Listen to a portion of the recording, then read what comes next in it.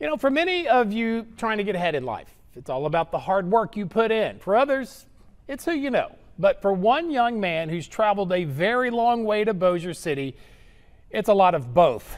Tonight on The Good Stuff, how his dangerous hard work led him to just the right people in just the nick of time.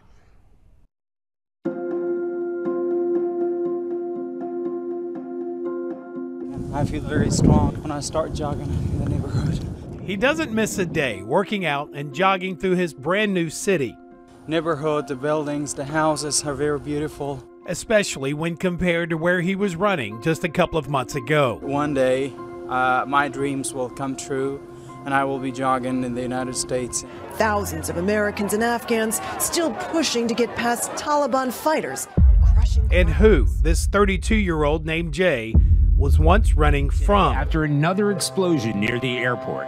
In a matter of months, his 7,600-mile run for freedom has taken him from hiding from the Taliban. Were you like putt-putt, right? Were you like...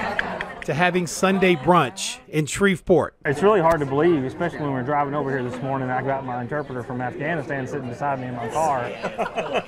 In 2007, former Sheriff's Deputy Tony Madison deployed to Afghanistan in a civilian capacity to help train Afghan officers. I was only 17 the first time I started my job as a translator. And Jay, who learned English at an early age, felt he had no choice but to find work, no matter how dangerous. When my father got killed by the Taliban, I was the only supporter of my family.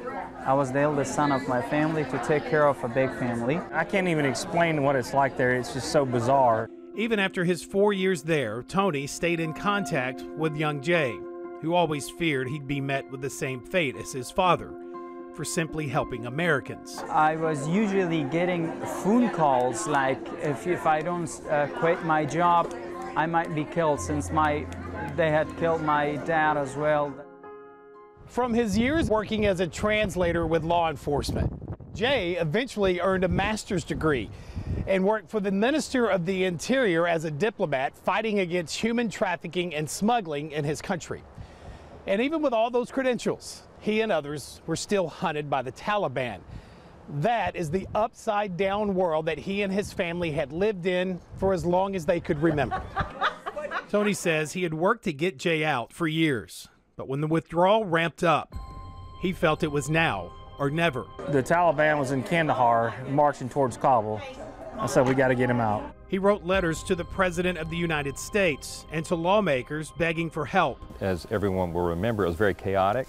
There were lots of calls for help, including Congressman Mike Johnson of Louisiana. He was a known and trusted ally, someone who put his own life in jeopardy to assist our troops. They moved mountains to get him out of Afghanistan. With the Taliban now in total control of the country, Tony talked with Jay one last time before he started his dangerous trek to the airport. He was petrified, and I could hear in his voice. It was overcrowded, and sometimes people were losing hope that we might not be able to make it. Hours turned to days, but Jay finally got within arm's reach of U.S. troops. Then they came to the guys who were waving their hands towards them like I have my papers. So I had already written that U.S. Congressman Mike Johnson. I had bolded his name. Anything to get the soldiers' attention, and it worked. I got inside the airport, and it was the happiest moment when I got, and I was feeling like, oh, I am just getting out of the hell to the heaven. An incredible story, a twist of fate there, and one of the guards recognized the name. And of course, as we know, it was just, I think, 6 hours after his flight departed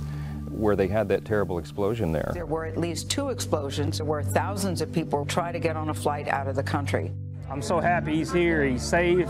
After 2 months clearing governmental hurdles and Tony making a trip to Baton Rouge to pick him up, I saw him, smiled, gave him a big hug. Jay's run for freedom can finally slow down to that daily jog. Everybody has a dream in their mind that one day come to the United States, and it's really still a dream for people over the globe.